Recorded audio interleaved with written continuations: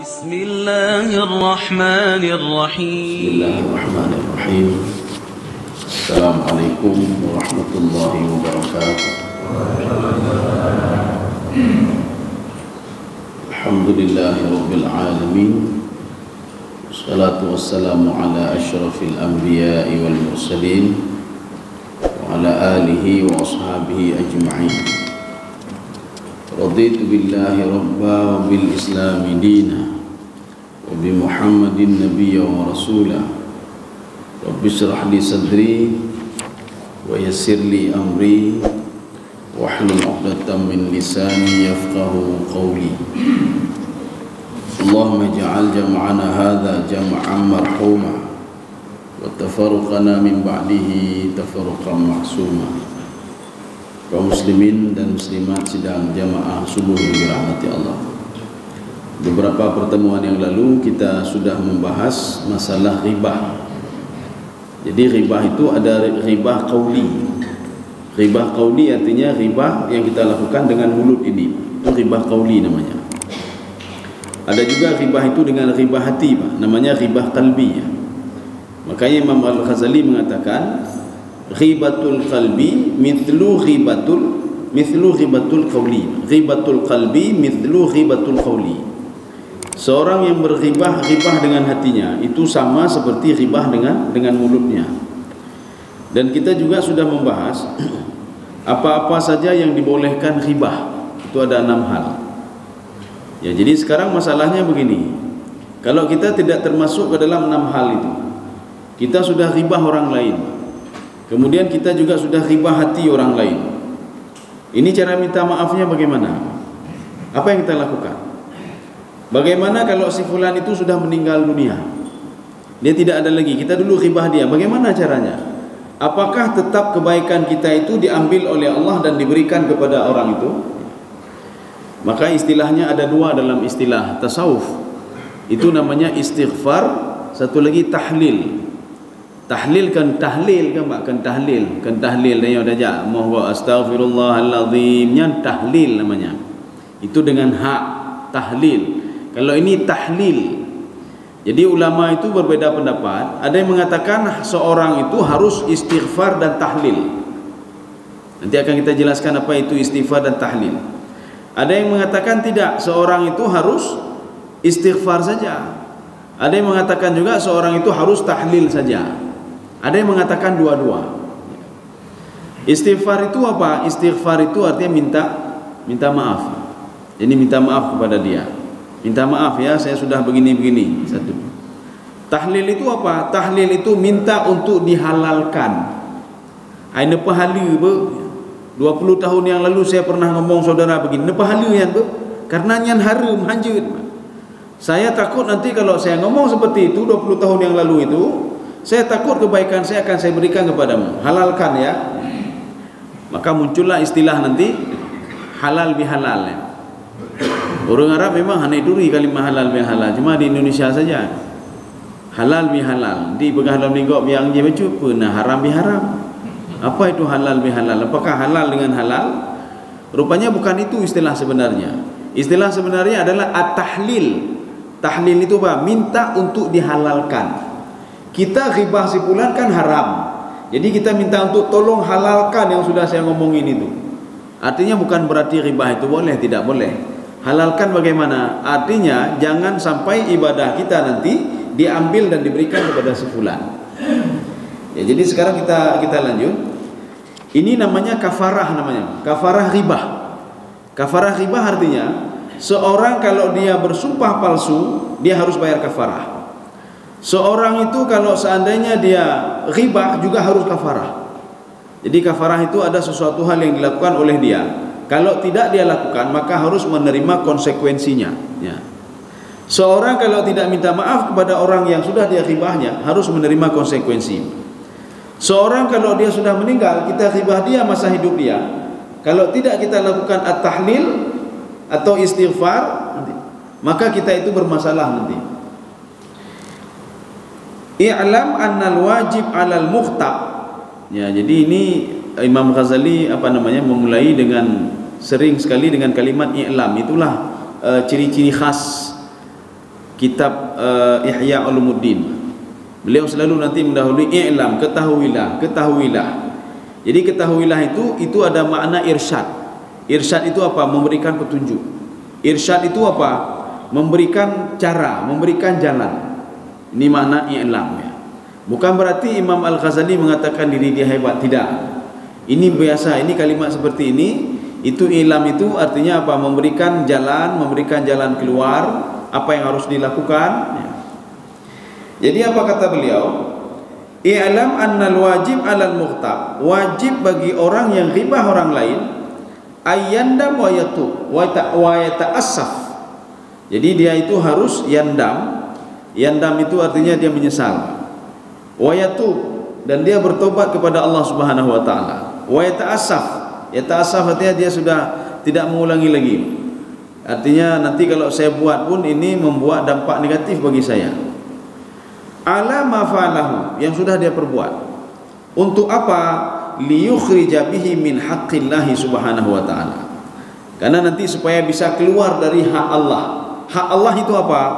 Mengambil kebaikan kita dan diberikan kepada orang yang kita ghibah. Jadi artinya jangan sampai nanti kebaikan kita ketika di padang mahsyar itu hari ketika tidak berlaku lagi minta maaf. Hana berlaku lagi minta maaf. Faya'tadirun, dan mereka itu mengambil hujah dan lain sebagainya, tidak diterima oleh Allah Subhanahu wa taala. Jadi maka ketika hari itu yaumun la yantiqun, ketika manusia tidak ngomong lagi, tidak diterima lagi uzurnya oleh Allah, tidak diizinkan lagi untuk ngomong. Jadi jangan sampai hari seperti itu kebaikan kita diambil lagi oleh Allah. Ini namanya haqqullah. Maka setiap orang ghibah orang lain, hak Allah sudah ada di situ. Hak Allah apanya? Mengambil kebaikan si fulan. Oh, kalau tidak ada kebaikan bagaimana? Ada seorang pemuda dibangkitkan di padang mahsyar. Jadi dia itu kejahatan selalu sama dia. Akhirnya dia mencari cara bagaimana supaya kebaikan orang lain itu datang ke dia. Rupanya dia teringat ada seorang pemuda yang berbuat jahat kepada dia. Akhirnya dia melapor kepada Allah. Ya Allah, si fulan itu sudah berbuat jahat kepada saya ya Allah. Allah mengatakan, "Dron pumuhun leh. Kamu mau apa?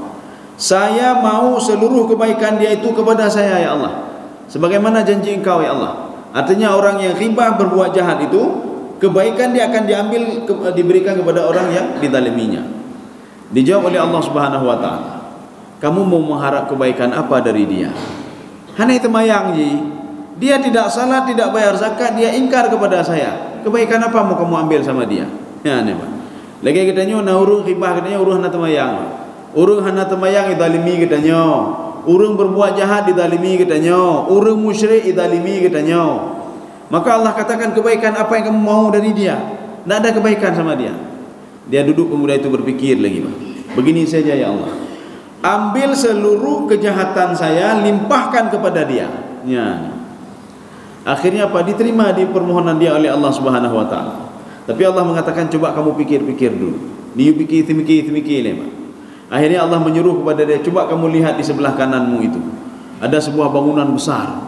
Pemuda ini terkejut. Apa kata pemuda ini? Untuk siapa bangunan ini kau siapkan ya Allah, istana ini? Nabi yang mana ya Allah? Apakah Nabi Adam? Atau Nabi Saleh? Atau Nabi Nuh dan lain sebagainya? Dijawab oleh Allah Subhanahu wa taala, kamu pun bisa seperti itu. Apa jawab pemuda? Nak mungkin ya Allah. Lu kejahatan tapi nak balu. Hana mungkin lu bisa seperti ini. Saya enggak mungkin saya bisa mendapatkan seperti ini. Bisa kata Allah. Asal kamu memaafkan orang yang sudah berbuat zalim sama kamu tadi. Ini kalau kejahatan kamu ambil sama dia, memang betul kamu itu selamat. Tapi dia itu dosa dia makin banyak terus kata Allah Subhanahu wa taala. Jadi artinya pemuda tadi dibela oleh Allah, kenapa? Karena dia juga hamba Allah Subhanahu wa taala. Seburuk-buruknya orang itu, dia juga hamba Allah. Sesyirik-syiriknya seorang itu, dia juga hamba Allah. Sekufur apapun orang itu, seyahudi apapun orang itu, senasrani apapun orang itu, mereka juga tetap hamba Allah Subhanahu wa taala. Karena makanya sifat Allah kan pemaaf. Agak pemaaf oleh Allah, Pak, agak pemaaf. Cuma nanti diberikan sanksi supaya adil. Ketika di dunia dia tidak mau beribadah, maka diberikan sanksi oleh Allah supaya adil. Orang beriman beribadah, kenapa dia tidak mau beribadah? Ya. Makanya pada suatu hari Nabi Ibrahim alaihissalam ketika melihat maksiat itu, Nabi Ibrahim berdoa kepada Allah, Allahumma ahlikhum, ya Allah hancurkan mereka. Hai lo kalian mati lo ni Allah. Dihancurkan oleh Allah Subhanahu wa taala. Kemudian pada kesempatan yang lain, Nabi Ibrahim berdoa lagi kepada Allah karena beliau melihat maksiat. Ya Allah hancurkan mereka semua. Ketika itu dihancurkan lagi oleh Allah Subhanahu wa taala. Sudah dua. Yang ketiga, ketika Nabi Ibrahim melihat maksiat lagi, Nabi Ibrahim berdoa lagi kepada Allah, Allahumma ahlikhum, hancurkan mereka.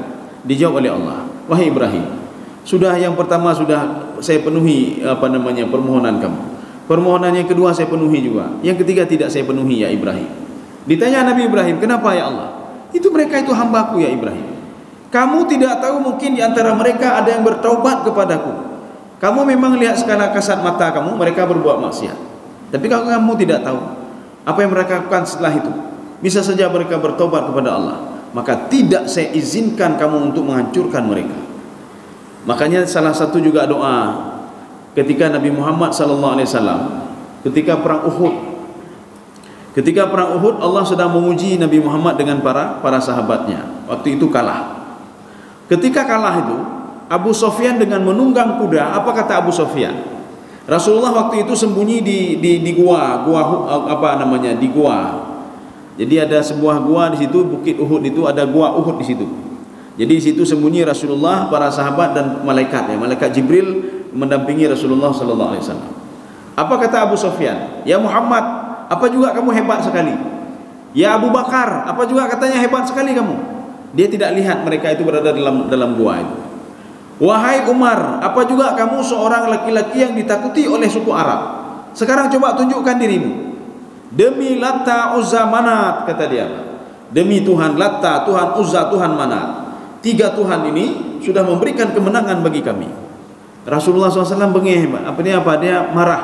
Keluar dari gua itu dan Rasulullah berdoa kepada Allah. Apa doa Rasulullah SAW? Ya Allah, Rasulullah menyebutkan nama apa? Ya Allah hancurkan Abu Sufyan. Ya Allah hancurkan, ada berapa nama yang disebutkan oleh Rasulullah SAW. Kita bisa melihat nanti cerita ini di dalam surah Ali Imran, dalam tafsir Al-Baydawi. Ketika itu apa? Permohonan Rasul ditolak oleh Allah. Laisa laka minal amri syai'un aw yatuba alaihim aw yu'adzibahum fa innahum zalimun. Ya Muhammad, itu bukan urusanmu. Minta kehancuran bagi orang lain bukan urusanmu. Ya. Kalau kamu minta orang lain itu untuk saya azab, itu bukan urusanmu. Kalau kamu minta orang lain untuk diberikan nikmat, diberikan petunjuk, itu bukan urusanmu ya Muhammad. Fa innahum zalimun. Kalau mereka sudah zalim, sudah jatahnya saya berikan azab kepada mereka. Tapi tidak boleh minta orang lain untuk dihancurkan. Hancur ni, tidak boleh. Karenanya kau urusan katanya, kaum muslimin sedang jemaah yang dirahmati Allah. Makanya setelah itu Nabi Muhammad tidak pernah lagi minta seperti itu. Tidak pernah minta ya Allah hancurkan si fulan, ya Allah hancurkan si fulan, hancurkan si fulan, tidak. Maka Allah mengatakan, fa'alaikal balagh, kamu cuma berdakwah saja, kamu cuma mengajak saja. Masalah azab itu urusan saya. Maka katanya binanci. Habis dah dakwah kau hatin dengar tun dua tun hatin dengar. Tak doa tu ya Allah nak pancur urungnya ni Allah tak bisa. Nabi Muhammad saja ditegur oleh Allah Subhanahu wa taala. Kaum muslimin sedang jemaah dirahmati Allah. Bagaimana doa dengan Allahumma ahlikil kafarata wal musyrikin? Ya Allah hancurkan mereka. Yang disuruh hancurkan apa? Karakternya. Yupoh karakternya. Jadi bukan musnahkan begitu, tidak.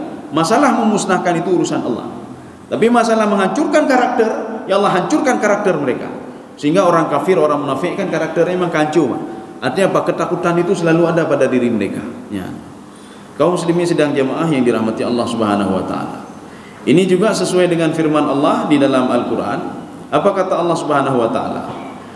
Kamu kalau ketemu dengan orang munafik, ainama thuqifu ukhidhu wa qutilu taqtila.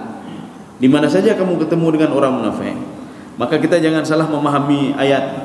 Kita harus melihat ini konteks ayat ini apa maksudnya. Kalau kita lihat terjemahan secara zahirnya, Allah menyuruh kita ketika ketemu dengan orang munafik untuk membunuh mereka. Padahal setelah diselidiki, membunuh apa? Membunuh karakternya. Maka menyona orang munafik, baik menganggap orang munafik bah lagi yang kedua. Kalau ada orang munafik, baik tak perlu lam kawan orang munafik. Artinya apa? Karakter dia sudah dibunuh. Artinya tinggalkan dia. Jangan baik perlu hurungnya. Ya, inilah namanya aina ma thuqifu ukhidu wa qutilu taqtila. Bunuh mereka, karakternya disuruh bunuh. Kaum muslimin sedang jemaah dirahmati Allah. Thumma yastahillu al-mughtab liyahillahu fayukhriju min madlamatihi. Dan dia harus minta untuk dihalalkan. Maka kita kalau ghibah orang lain tadi, itu minta dihalalkan. Hai ne pahala apa? Nya menyuhana ke pahalanya bermasalah ni apa? Artinya kita harus minta, kita memelas kepada dia. Hai ne pahala apa? Makanya ada dua ulama dua versi pendapat. Ada yang mengatakan kalau orang ghibah pada orang lain itu tidak usah minta dihalalkan, tidak usah. Yang ada cuma istighfar saja. Istighfar apa? Minta maaf. Ja kanan hai lun kalun berdosa don pemaaf lun itu saja. Tapi kalau yastahillu itu secara rinci. Saya ngomongin saudara, saya buat seperti ini, saya ghibah saudara, saya macam-macam, saya buat saudara begini, yang buat saudara itu dipecat dari jabatan saudara adalah saya. Sekarang tolong halalkan semua itu. Ini maksud yastahillu.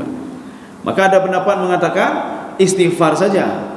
Ada pendapat mengatakan at-tahlil saja. Ada pendapat mengatakan dua-dua harus. Istighfar dan tahlil. Bahkan Imam Al-Ghazali mengatakan lagi dalam kesempatan lain, tapi bukan di sini. Kata beliau begini, ada dua cara untuk minta maaf. Jadi beliau mengambil istighfar dan tahlil disatukan. Bagaimana caranya? Cara yang pertama kata beliau, seseorang itu harus mengklarifikasi semua yang sudah dia ghibahnya.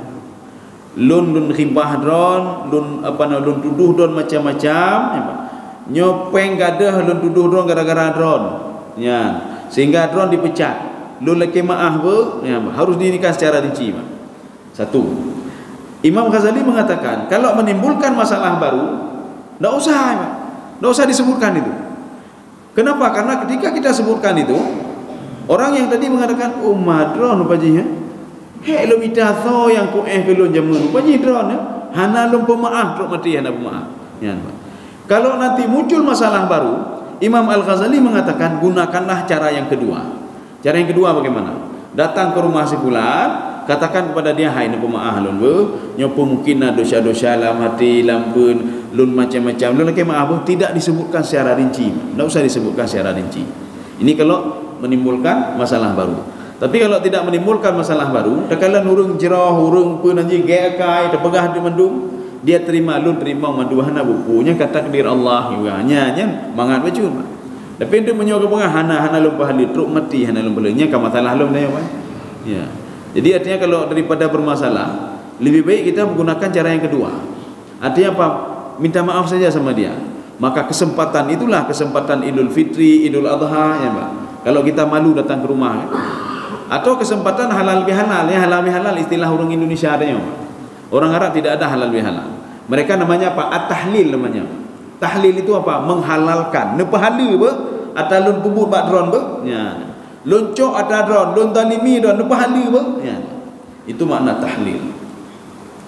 Rasulullah sallallahu alaihi wasallam bersabda, "Kafaratun man ightabtahu antastaghfir lahu." Kafarah orang yang ghibah orang lain. Bagaimana itunya? Antastaghfir lahu, harus minta maaf sama orang tersebut. Tidak ada cara lain, Pak. Nanti akan disebutkan bagaimana kalau orang tersebut sudah meninggal dunia, akan disebutkan nanti. Bagaimana orang lain itu hanale urungnya, nyaki bancaranya. Ini sama seperti kita mendalimi orang lain, Pak. Kita ambil hak dia, kita kurangi timbangan semasa kita hidup. Kita agak nyan bacut, Pak, apa istilahnya? Agak cabak bacut kan? Jadi timbangan dapat kurang, timbangan dapat berat, macam-macam dapat buat ni, Pak. Setelah kita katuha, maki banjaran cukup lu dosa-dosa dia, Pak. Yang besar 10 dah pegang 12 ya, Pak. Nya padu besar je, nya 12 ya. Nya 6 demi lebih, Pak. Nya bagi banjaran kata pengegop, Pak. Nya bagi banjaran. Imam Ghazali memberikan solusi-solusi juga. Yang pertama, kembalikan seluruh apa yang sudah kamu zalimi dari si fulan. Kembalikan itu. Hana cara lain. Gatanya kata zalimi di bulan merumpok banyak nyopeng yang luncok dari drone awalnya. Lu pulang demam, Pak. Kalau tidak kita sudah makan haram selama ini, Pak. Haram tapi dapat jauh, Pak. Kita sudah membentuk karakter daging haram di dalam tubuh kita. Kita sudah mengambil punya orang lain, Pak. Orangnya tacok bacut, Pak. Sehingga tubuh kita terus meningkat. Maka Allah mengatakan dalam Al-Quran, "Falyanzuril insanu ila ta'ami." anna sababnal ma'a sabba thumma syaqaqnal arda syaqqa. Ayat ini dipahami oleh Imam At-Tabari. Coba perhatikan pertumbuhan tubuhmu, kata Imam At-Tabari. Perhatikan pertumbuhan tubuhmu. Tubuhmu itu tumbuh dari tanaman-tanaman yang oleh Allah Subhanahu wa taala, oleh makanan, dari makanan ini sehingga kamu menjadi besar. Kalau seandainya pertumbuhan itu dari yang halal, maka tubuh kita ini tumbuh dengan halal. Kalau pertumbuhan tubuh kita ini tumbuh dari yang haram, maka tubuh kita ini karakter haram yang dalam tubuh. Maka ji bagah bengeh, kemudian urungnya cuk bagah bengeh, kemudian apa istilahnya, ibadah tutah ibadah, kemudian keluh kesah dia. Itu artinya apa? Ada masalah dengan tubuh dia. Berarti kalau seperti ini, kata Imam Ghazali, harus kamu cari orang itu dan kamu serahkan semua apa yang sudah kamu zalimi dulu sama dia. Kira-kira mendang, nanti bulan kasih sekian, kembalikan. Satu. Yang kedua, kalau beliau sudah meninggal bagaimana? Carilah kerabatnya, Pak, ahli warisnya. Kenapa? Karena harta itu mengalir kepada ahli waris. Jadi jangan cari orang yang tidak ada hubungan ahli waris, tidak. Ahli waris cari, jangan kerabatnya dulu, ahli waris. Ketika ketemu ahli warisnya, maka serahkan semuanya kepada ahli waris. Ini harta yang sudah saya zalimi dari bapak dulu, nyocok rumah lu lagi maaf, sama anaknya. Dua. Yang ketiga, kalau ahli waris nak ada lagi bagaimana? Hanali ahli waris. Maka Imam Ghazali mengatakan, ambillah harta itu, niatkanlah untuk orang yang sudah kamu zalimi tadi, kamu sedekahkan harta itu. Ya Allah, lu sedekahkan ketipulan, ya Allah, lu ni ketipulan. 3. Nomor 4. Kalau kita duit ada lagi, Pak, sudah jatuh miskin. Kita sudah miskin, jatuh miskin. Orang yang kita zalimi sudah meninggal, dia tidak punya ahli waris. Ini caranya bagaimana ini? Penghana atau hana? Imam Al-Ghazali mengatakan, fad'ullah, berdoalah kepada Allah. Mintalah kepada Allah setiap hari, ya Allah, saya mohon ya Allah, nanti si fulan itu yang sudah saya zalimi supaya tidak dia menuntut balas kepada saya. Ya. Dia tidak menuntut lagi harta yang sudah saya zalimi dari dia, ya Allah. Imam Ghazali mengatakan, tapi saya tidak yakin. Saya tidak yakin doa itu akan dikabulkan oleh Allah. Ya, ini kata Imam Ghazali. Kenapa? Karena orang itu akan menuntut kita nanti di padang mahsyar. Paling enggak begini, menyuhana lepeng, paling enggak dia dah celeng, dah apa nanti dah celeng, kita kumpul-kumpul peng, nyuik bayi bacut, dah sumbang ke masjid, ya Allah, lun ni ketipulan, ya Allah. Ya. Ini ribah begitu juga, ya, ribah begitu juga. Kemudian ini dari wasu'ila Atta' bin Abi Rabah. Jadi Atta' bin Abi Rabah itu ditanya, anit taubah minal ghibah. Bagaimana cara taubat dari ghibah orang lain? Apa kata beliau? Antam syi'a ila sahibika fataqul. Kamu pergi menghadap kepada teman yang kamu ghibah tadi. Apa yang kamu katakan? Kadzabtu fima qultu. Saya sudah bohong terhadap apa yang saya ucapkan. Ya. Jadi saya sudah bohong, saya bilang kamu begini, saya sudah bohong. Wa zalamtuka, saya sudah menzalimimu. Ya, kalaupun saya tidak bohong, saya mengatakan kebenaran, tapi saya sudah menzalimimu. Kenapa menzalimi? Urung lain kabeh benci ke nya, Pak. Wa asatu, saya sudah berbuat jahat sama kamu. Ini harus diucapkan ni, Pak. Ini kata Atta' bin Abi Rabah. Fa in syi'ta akhadta bihaqqika. Kalau kamu mau, kamu minta apa sama saya? Ya, minta apa kamu sama saya? Saya sudah menzalimimu, saya sudah begini, sekarang kamu minta apa sama saya? Wa in syi'ta afauta. Kalau saya minta apa dari kamu, maafkan saya. Kalau bisa maafkan saya. Makanya susah sekali orang memaafkan orang lain. Karena pemandu ibnu bahati, mandu ibnu bahati, Pak. Hatinya menyokat aja, hatinya hanaput aja, Pak, kecuali kita minta maaf. Ya. Makanya tapi pahala memaafkan orang itu juga luar biasa. Seperti pemuda yang kita ceritakan tadi, Pak. Dia memaafkan orang yang sudah menzalimi dia, maka dipersiapkan oleh Allah Subhanahu wa taala sebuah istana, yang istana itu sebenarnya diperuntukkan untuk para nabi dan rasul. Satu. Yang kedua, cerita ini ada juga kita ketemukan di dalam cerita-cerita tasawuf, riwayat-riwayat tasawuf.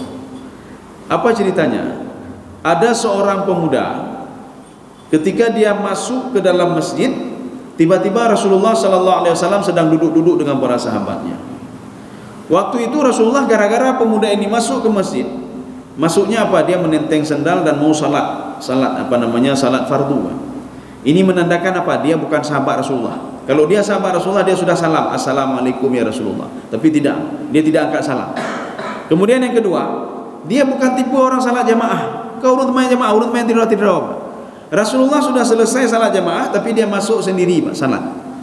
Kemudian apa yang ketiga, dia menenteng sendal. Ini kebiasaan orang Arab mengalami apa? Yang telap tapi me hohoi me. Tedang temayang diki bedu. Kadang-kadang waktu hasih bedu, waktu hasih bedu. Kadang-kadang toto mimbar bedu, kah hana aja. Kebiasaan orang Arab, dia katanya hana bina. Atau cok plastik ikat tak bedu ni, cok plastik home lah. Nyo telap ontel lagi yang bedu, dia tenteng sendal. Artinya apa? Menunjukkan kepada kalau etikanya tidak ada, ya, pemuda ini etikanya tidak ada. Sehingga para sahabat lagi bengeh baik kalian, apa ini pemuda ini? Dia masuk ke dalam masjid, Rasulullah tiba-tiba diam. Diam Rasulullah. Sahabat heran. Diam Rasulullah, apakah marah kepada pemuda ini? Atau ada apa dengan pemuda ini? Kenapa Rasulullah diam? Setelah selesai salat, sahabat bertanya, ada apa ya Rasulullah? Apa jawab Rasulullah? Saya tadi diam karena apa? Menghormati calon penghuni surga. Sahabat heran, kipan penghuni surga temayang delat, salam pun tidak ada, paling enggak masuk ke dalam assalamualaikum ya Rasulullah, paling enggak nak thala berdoanya, dia minta maaf dulu ya. Ini kok penghuni surga ini. Besoknya pemuda ini terlambat lagi Pak, dia salat sendiri lagi. Begitu juga Rasulullah mengatakan, kita diam sebentar untuk menghormati calon penghuni surga. Begitu dihormatinya pemuda ini Pak. Karena apa? Sahabat lain tidak tahu kalau pemuda ini terus diikuti oleh para malaikat. Malaikat terus mengayomi dia. Yang ketiga juga demikian. Ketika dia lihatnya pemuda ini masuk lagi, Rasulullah mengatakan, kita diam dulu, kita menghormati calon penghuni surga. Ya. Rupanya ada seorang sahabat yang merasa penasaran, amal ibadah apa ini? Ini pasti melebihi amal ibadah saya ini. Ini tahajudnya pasti lebih dari tahajud saya ini. Bacaan Qur'annya berarti lebih dari bacaan saya ini. Akhirnya sahabat ini mengikuti pemuda tadi sampai ke rumahnya. Sahabat ini mengatakan apa? Wahai pemuda, izinkan saya untuk tinggal di rumahmu 3 hari saja. Ya, 3 hari saja. Karena di dalam Islam itu boleh tinggal di rumah orang itu selama 3 hari. Lebih harinya hanjit le, Pak, hanjit le. Ya. Nyo lebih darinya minta rumah kos saja. Jadi artinya sayang orang lain kan. Jadi kalau menjamu tamu itu 3 hari, maka tamu itu harus tahu diri, Pak. Berarti kalian kalih orangnya ya weh ju. Jadi bet trip bet tamah-tamah. Nyo sang na bonuh sama ti rotu je. Hana bonuh-bonuh sampai. Dalam Islam sudah diinikan, marah sama orang lain 3 hari juga. Nah, lehoro cip. Abe lehoro jak laki maah ju. Ya, Pak. Ya, jadi artinya apa? 3 hari, selama 3 hari, hari pertama dia lihat pemuda ini. Pemuda ini seorang pengembala kambing. Dia mengembala kambing. Perbuatannya biasa saja. Salat jamaah tidak, dia salat sendiri, ya, Pak. Tengah malam tidak salat tahajud, tidak baca Quran dan lain sebagainya. Icenge Pak. Icenge Pak. Wah, naik pegat tepui lego. Bagah tak dengar pi bagah. Bedah pi bagah. Watrai bedah bagah ke kata main tahajud. Ya lalai dengan kambing kan, Pak. Sampai hari ketiga, sahabat ni enggak sanggup tahan lagi dah. Saya penasaran saya sama kamu. Rasulullah beberapa hari yang lalu mengatakan kamu calon penghuni surga. Saya lihat tanda-tanda penghuni surga tak ada sama kamu. Pemuda ini mengatakan apa? Dia biasa, saya tidak tahu apa-apa. Apa betul saya penghuni surga? Hai depu-depu ini, Pak. Saya tidak tahu saya. Iya, Rasulullah yang memberitahukan, tapi saya merasa aneh. Kamu ini tidak melakukan apa-apa. Sekarang coba kamu ingat, apa kelebihan kamu? Saya tidak ada kelebihan apa-apa. Menyokatnya ada berapa kelebihan? Oh, hana durilo no. Hana durilo. Oh, lu cukup hebat, lu tembayangnya. Ya, Pak. Makanya pemuda itu tidak, kata pemuda itu, saya tidak ada kelebihan apa-apa. Hana kelebihan. Coba kamu ingat dulu supaya saya jangan sia-sia 3 hari saya menginap di rumahmu. Tidak ada kata kunci yang saya dapatkan di sini. Apa kata? Nah, ada apa-apa. Akhirnya pemuda ini terus mendesak. Coba kamu ingat-ingat. Perbuatan apa yang kamu lakukan kecil tapi continue terus kamu lakukan.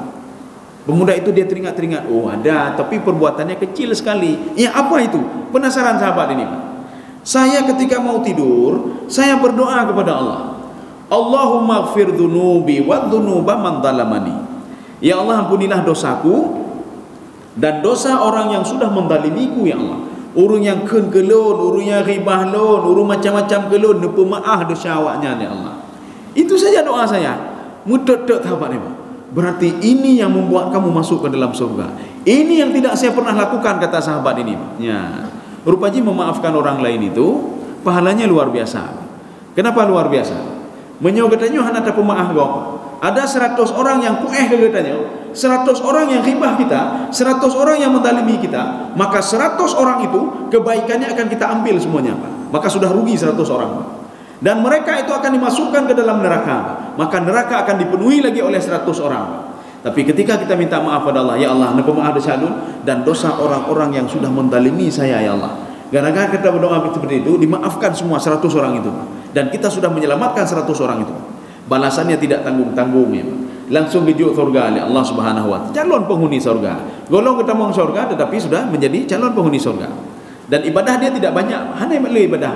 Salat fardu dia salat, kemudian lain dia tidak ada, dia mengembala kambing. Ya, makanya coba kita memang susah, Pak, memaafkan orang lain susah. Kitanya sudah puluhan tahun ditalimi oleh ego, Pak. Yang dalam hati dia dengki tapi, Pak. Kalian ke hendak. Suatu saat kalian ke lumpalah hendak. Kalian ke. Yang tapi kan, Pak. Ini kalau kita ngomong seperti itu sia-sia saja bagi diri kita. Sia-sia saja. Artinya apa? Tidak ada manfaat bagi dia dan tidak ada manfaat bagi kita. Ya. Artinya kalau kita dendam selalu, Pak. Dendam selalu hanya manfaat. Artinya memaafkan saja. Kalaupun kita tidak memaafkan, itu tidak ada masalah juga. Kenapa? Karena kebaikan dia nanti akan diberikan kepada kita. Kita yang biasa-biasa saja, Pak. Hana dapat salam mati baik ke kedua, ikan juga di hidup, hana buku. Hana dapat salam mati, Pak. Nanti kebaikan dia memang akan dimasukkan, diberikan kepada kita. Kebaikan orang lain diberikan kepada kita. Cuma ketika kita mendalimi lagi orang lain, kebaikan kita diberikan lagi kepada orang lain, Pak. Dan masuk dalam surga itu belum ada jaminan. Tapi orang memaafkan orang lain sudah ada jaminan untuk dimasukkan ke dalam surga. Kaum muslimin sedang jemaah yang dirahmati Allah. Wa hadza huwal asah. Jadi menurut Imam Ghazali, yang seperti inilah yang lebih bagus, kata beliau. Yang lebih bagus apa? Minta kamu mau apa dari saya? Saya sudah mendalimi kamu mau apa? Atau kamu maafkan saya? Ini seperti ayahnya Imam Asy-Syafi'i. Maka begitu bersihnya hatinya. Ayahnya Imam Asy-Syafi'i, ketika beliau jalan-jalan di sebuah sungai itu, tiba-tiba ada dilihatnya buah apel, Pak, yang buah apel ya. Maka nanti kita lihat dalam kisah sufi, kisah apel judulnya, Pak. Ada yang mengatakan apel, ada yang mengatakan buah delima ya. Dia ambil karena dia lapar, Pak. Dia makan, Pak, makan. Setelah dia makan, kenyang, kemudian ada bisikan-bisikan. Yang pajuhan atas taunya. Kamu jangan sampai nanti mempengaruhi ibadahmu. Oh iya juga ya. Tapi saya tidak tahu, ini kan punya umum ini ya, Pak. Tapi nanti bisa mempengaruhi ibadahmu. Kita kalau ada bisikan seperti itu, Pak. Bisikan ada dua, Pak. Yang pertama itu namanya hadisun nafsi namanya. Kita tidak memungkiri kalau bisikan itu ada. Yang pertama bisikan dari iblis. Iblis itu selalu menyuruh kita kepada kejahatan. Dia selalu untuk mengangkat kejahatan yang ada dalam tubuh kita, supaya kejahatan itu tumbuh. Kemudian ada bisikan satu lagi dari para malaikat. Para malaikat ini ingin mengangkat kebaikan yang ada dalam tubuh kita supaya tumbuh. Sekarang tergantung pada diri kita sendiri. Makanya ketika kita sedang jalan-jalan sendiri, nih pegah hai necu ju tagap, pegah hai baik necu tagap. Ini namanya hadisun nafsi ya. Artinya apa? Bisikan-bisikan yang masuk ke dalam jiwa. Ayahnya Imam Asy-Syafi'i akhirnya berpikir, nyobek gara-gara sabuah apelnya ibadah lo hanya diterima oleh Allah. Tidak mau saya. Dia ikuti, dia telusuri sungai itu, Pak. Ini berarti dari sana ini dia ikuti terus. Setelah dia ikuti, rupanya ada diketemukan pohon apel di situ. Ada yang mengatakan buah delima. Ini pasti ada yang punya. Dia tanya semuanya, dia tanya. Rupanya ada sebuah rumah di situ, itu yang punyanya. Dia masuk ke dalam minta izin. Dia minta izin apa? Kata-katanya sama seperti ini. Saya sudah berbuat zalim, saya sudah makan buah yang jatuh tadi. Padahal menurut tanya kan halu dia. Padahal hana halu di sana. Saya sudah makan buah yang jatuh di sungai tadi. Rupanya setelah saya telusuri buah punya bapak. Saya minta maaf, apapun yang akan bapak minta kepada saya akan saya penuhi. Atau bapak maafkan saya. Tidak, saya maafkan kamu. Ya, tidak, saya maafkan kamu. Kamu harus melakukan semua perintah saya. Boleh apapun mau. Saya nikahkan kamu sama anak saya yang muda. Kapal lo buta ni Pak. Kita nak mau Pak nikah sama orang buta ya, paling enggak apa najihan hana buta kan? Hana aja itu kulabi hana buku, sampai buta. Nyo ka buta lo, sudah buta. Kemudian dia itu cacat lagi, Pak. Kapal lo kabuta cacat lo, Pak. Buta cacat. Kelo lo, Pak. Mau jadi apa itu istri seperti itu, Pak? Buta, kelo, cacat. Kalau kita pun ditawarkan rota pelung, Pak. Menyoi drop, rota mati drop ni, Pak. Artinya apa? Sudah ni. Akhirnya karena dia itu merasa bersalah, Imam Asy-Syafi'i, saya terima, apapun saya terima. Apapun saya terima. Akhirnya rupanya apa? Buta itu apa? Buta apa? Tidak, ini tidak pernah keluar rumah dan melihat hal-hal maksiat. Dia tidak pernah keluar rumah mendengar ghibah orang lain. Tidak pernah. Wanita gelih, Pak.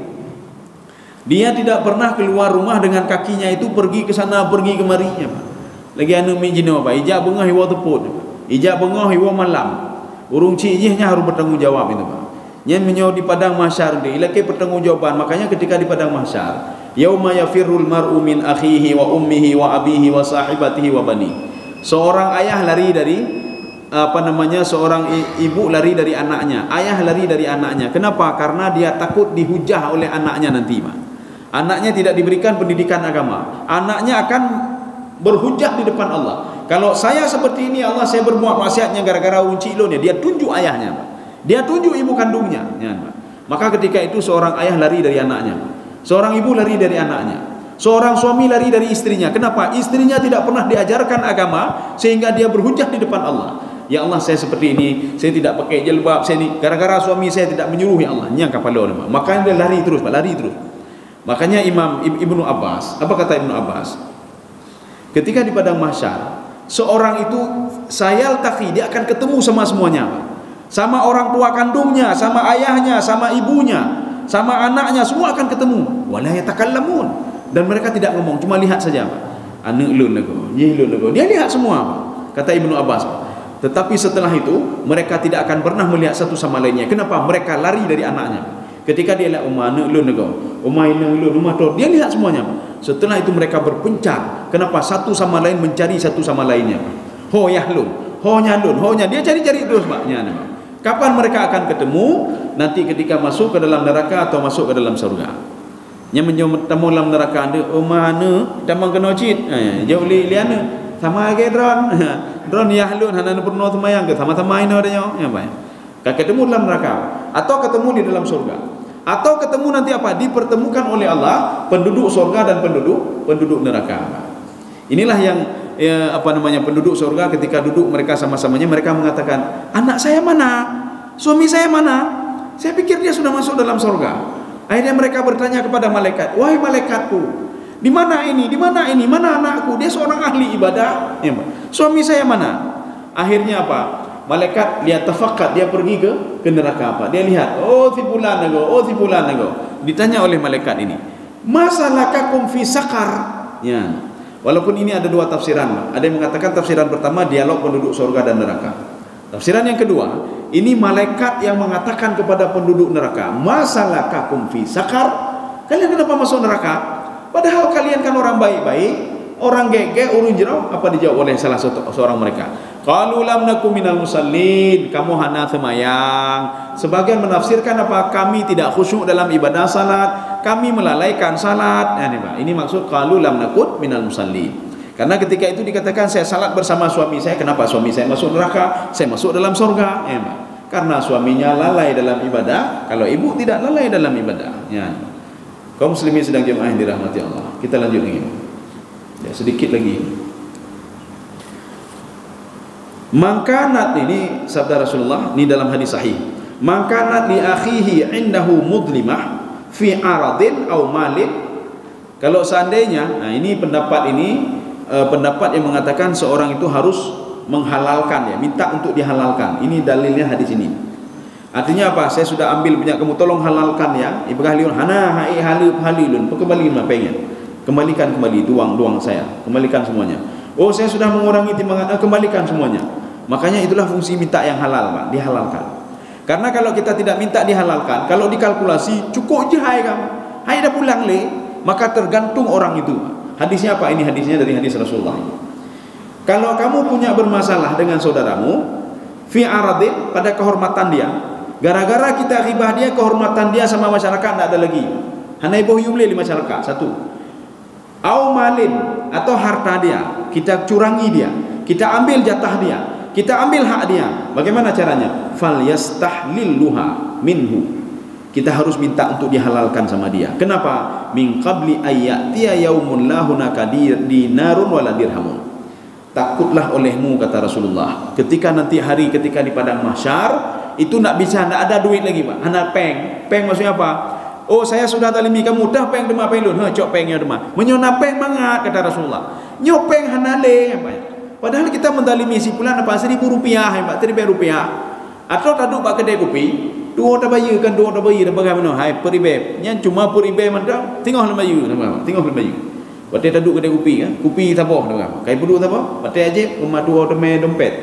Tengok lah bayar, Bengeh orang kedai kopi, hana bayu cuma ribe dah pegang hebat. Tengok orang bayu 5 ribe orang bayu. Ketika dia mau pulang, tiba-tiba meninggal dunia orang ini, Pak. Meninggal dunia. Urang yang pok kedai hana lum pahala lu nya. Hana lum pahala cukup tak ke hati lu, hana lum pahala, Pak. 5.000 rupiah akan bermasalah bagi kita ketika di padang mahsyar. Maka Rasulullah mengatakan, yaumun la dinarun wala dirham. Kamu tidak punya duit, kalau punya duit mudah. 5 ribe, tahu 5 ribe, cok. Padum rom ribe, cok ribe. Ini masalahnya, kita membayarnya dengan amal ibadah. 5.000 rupiah padahal kopi 5 ribe atau ribe. Tak bayar dengan tempat yang tahajud udahnya, karugo nih, Pak. Kita salat tahajud untuk dekat dengan Allah, dapat pahala, diberikan rahmat dan dimasukkan ke dalam surga. Tapi gara-gara kita bermasalah 4.000 rupiah tadi, karena orang ini sudah bersih tegang dia di padang mahsyar. Lo ni Allah, lo menurut yang ribe 5 ribe nya. Dia ingin ibadah kita. Maka tidak ada cara lain kata Rasulullah, dia ambil ibadah diberikan kepada dia. Nya ni, Pak. Nah, kedai kopi lain lo menghujit, cok lo ibadah sunnah jok lo menghujit, tinggal ibadah haji ni. Pada ibadah haji kata kumpoi peng katanya. Sudah susah payah di sana, Pak. Karena ibadah haji itu ibadah maliyah dan jasmaniyah, ibadah harta dan jasmani. Tiba-tiba itu semua diambil oleh orang lain. Ya. Maka tidak ada cara lain, harus minta maaf. Kalau orangnya sudah meninggal bagaimana? Ya. Fa'idan la budda minal istihlal in qadira alaihi. Jadi harus minta ini, harus minta dihalalkan, mentulung pahala nya Pak. In qadira alaihi, kalau memungkinkan. Kalau tidak memungkinkan, nyo menyota pegah ande, taboh-taboh, dia akan bengeh dulu. Maka baik pegah taboh-taboh secara umum saja. Saya macam-macam dengan saudara, minta maaf ya, lunna talah mungkin aja lupa maaf ya Pak. Makanya selama tangan itu masih berjabat, maka disitulah rontok semua dosa-dosa ya Pak. Makanya Rasulullah SAW orang yang pertama menjulurkan tangan dan yang paling terakhir melepaskan tangan. Katanya maka baik fikir macam-macam, Pak. Urung trip majarah ulun. Ya, namanya pemaksuleh. Jadi artinya apa? Makin Rasulullah yang pertama menjulurkan tangan dan yang paling lama melepaskan tangan.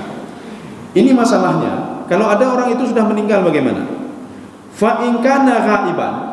Kalau orang itu gaib artinya begini. Awai tinggal di Banda Aceh, katanya tak kengenya macam-macam. Karena beliau itu sudah merasa malu sekali karena ikut di masyarakat macam-macam, padahal hana ya, Pak. Atau betul lagi yang tak pegahnya. Tak pegah itu pulai korupsi, itu pulai tipu kampung Pak. Kecuali apa? Yang 6 kemarin itu Pak, yang kita katakan 6 kemarin. Kalau yang 6 kemarin tidak ada masalah. Akhirnya dia pergi, entah ke mana dia pergi. Ghaiban. Umat tanya katalah, kita cara lagi maaf. Nya ni Pak. Urungnya nama holi. Sudah satu. Au maitan, atau dia sudah meninggal dunia. Yang kita cara haji. Fayambaghi ayyukthir lahu al-istighfar wa doa. Kalian hendaklah harus beristighfar kepada dia. Ya Allah, ampunilah dosa dia. Nyan kan kurung cile kegaknya lagi maaf. Biasanya kita minta maaf, Allahumma ighfir lahu warhamhu wa'afi, untuk urung cik dia yang meninggal ya. Ini sekarang minta maaf untuk orang itu, Pak. Ya Allah, ampunilah dosa dia ya, Pak. Bahkan dia ampun dosa karena hanale urung ji, Pak. Hanale pun maksudnya dia sudah meninggal atau dia sudah pindah ke tempat yang lain. Ketika kita ingin minta maaf hana pada laki maahli, Pak. Ya. Maka harus seperti ini kita minta. Yukthir lahu al-istighfar. Ketika kita berdoa, ya Allah ampuni si fulan dosa si fulan, lun ribah si fulan, pemaaf si fulan ya Allah. Ya. Walaupun yang kita ribah itu benar. Memang benar, yang benar itulah ribah. Kalau salah itu dosa namanya. Kemudian yang pertama. Yang kedua doa. Kita selalu berdoa kepada dia. Paling enggak dalam salat itu kita berdoa. Dia entah terserah mau masih hidup atau mati, yang jelas kita berdoa kepada Allah Subhanahu wa taala. Yang ketiga, wa yukthir minal hasanat. Memperbanyak kebaikan-kebaikan dia. Apa kebaikan dia? Ya Allah, tipulannya kage akai ya Allah, ji bino-bino ya Allah, dia bino, saya bersaksi ya Allah kalau si fulan itu begini-begini ya Allah. Nya itu kalau seorang sudah meninggal dunia. Maka kalau ada orang yang pernah kita ribah dia sudah meninggal dunia, itulah kita minta kepada Allah Subhanahu wa taala. Ya Allah, kebaikan dia banyak, tolonglah dia ya Allah. Nya itu sebagai wujud kita minta maaf kepada si fulan. Inilah yang istilahnya yang menjadi pegangan. Kalau doa seseorang kepada saudaranya itu akan sampai kepada saudaranya, Pak. Dia akan sampai. Dan Rasulullah juga mengatakan begini. Kan ketika doa Allahumma ighfir lil muslimina wal muslimat, ya Allah ampunilah orang muslim dan muslimat. Itu kan secara umum. Artinya apa? Doa orang muslim ke muslim yang lain diterima oleh Allah Subhanahu wa taala, didengar oleh Allah. Dua. Yang ketiga, ketika seorang masuk ke dalam kubur, Rasulullah mengatakan kepada sahabatnya, jangan berpaling dulu. Sekarang kita berdoa dulu kepada Allah supaya si fulan itu liyuthabbit qulubahu, liyuthabbit qalbahu, Supaya hatinya itu merasa tenang, supaya hatinya itu seperti apa yang diyakini, seperti itulah dia sekarang di dalam kubur. Maka Rasulullah berdoa. Maka doa ini kalau sesuai dengan arahan Rasulullah, maka sampai kepada orang itu. Kalau tidak sampai, Rasulullah tidak akan menyuruh sahabatnya berdoa. Berdoalah kepada saudaramu, ya kata Rasulullah SAW. Akhirnya sahabat berdoa. Setelah itu mereka berpaling. Rupanya si fulan itu dia sudah mulai masuk ke alam lain, Pak. Dan dia mendengar apa yang kita ucapkan. Dia mendengar ketika kita masuk ke dalam kubur, Pak. Maka ji tidur ana menyo jareng-jareng ijak bak kubur maknya itu apa. Dia tahu, Pak. Orang tuanya tahu, Pak. Makanya ketika masuk ke dalam kubur, kenapa disyariatkan untuk mengucapkan salam? Assalamualaikum ya ahlal kubur. Yang mereka menjawab semuanya, tapi lam yarud, tapi tak bisa menjawab secara zahir. Mereka tahu dan mereka dengar kalau ada yang mengucapkan salam. Tadu bak kubur runci dia, Pak. Walaupun dah pakai khabar ke orang berganyo, mak nyo kabina bino. Dah cerita menyo je dah berdoa kepada Allah Subhanahu wa taala. Allahumma ighfir lahu, Allahumma ighfir laha warhamha. Yang kedengar, Pak, mana lu gaya baca doa? Mana lu kat dalam kubur lu? Ya ni, Pak. Jadi artinya apa? Setiap doa kita kepada orang tua, setiap ini itu terus didengar. Sebagaimana kita bersalawat kepada Rasulullah sallallahu alaihi wasallam. Ada sebuah hadis mengatakan, fil ardi lillahi malaikatun masyina 'alal ardi. Jadi di bumi itu ada malaikat-malaikat yang jalan di bumi yang mendengar manusia-manusia bersalawat. Sedang itu salawat sallallahu alaihi Muhammad sallallahu alaihi wasallam. Salawat itu kata Rasulullah akan disampaikan kepadaku, ya, akan disampaikan kepadaku, ya Muhammad. Si fulan kamu selawat kedua ya Muhammad, direkam menulah oleh Nabi Muhammad. Makanya ketika di padang mahsyar, Nabi Muhammad mengulangi kembali rekamannya, si fulan ini yang bersalah kepada ini si fulan, dia teringat sekali kepadaku. Ya ni, Pak. Jadi lagi apa nanti? Lagi kita nyoci kan? Anemi kita yang ditelepon lagi kita umat tinggal dulu. Umat telepon umat tinggal dulu. Dan kita tahu anak yang mana tidak pernah menghubungi kita. Kita tahu anak yang mana nyo saleh, nyo hana saleh, kita tepu mendung dia, Pak. Demikian pula orang yang sudah meninggal. Yang meninggal itu pada hakikatnya jasadnya itu yang hancur. Rohnya masih hidup, rohnya masih ada. Seperti orang tidur, ya. Orang tidur itu kan tubuh dan roh kawannya. Artinya tubuh dan roh lehoho. Kemudian setelah itu kembali lagi. Demikian pula orang kata di dalam kitab Al-Muwatta, kalau orang ingin tahu bagaimana alam barzakh, maka tidurlah. Bagaimana kematian, tidurlah. Gini hana mumpung kibang kematiannya. Tidur, coba tidur. Ketika kamu tidur, kamu sudah berada di alam lain. Begitulah kematian. Kalau kita ingin tahu bagaimana dibangkitkan di padang mahsyar, ketika kita bangun tidur, begitulah cara Allah membangkitkan kita di padang mahsyar. Disatukan kembali roh dengan tubuhnya, dengan wadahnya, kemudian ketika itu dia bangkit kembali dari tidurnya. Maka gedanya wadah bedah dari tapi jangan bangun normal, tidak. Bangun seperti bangunnya di padang mahsyar, ditiup sangkakala yang pertama, sehingga tiupan itu namanya sahah, memekakkan telinga. Sahah seperti teriakan. Kita bayangkan juga ketika kita tidur di atas kasur, tiba-tiba gempa ubiraya, tum tu ubiraya lomba, yang gempa lompanya, megok-gok lompanya, tengah malam lomba. Apa yang terjadi, Pak? Kita kan panik. Tak pelung kena mupok ngemintih, kabintih warna hitam, kasur warna hitam, gedanyo warna hitam, mati lampu lompanya.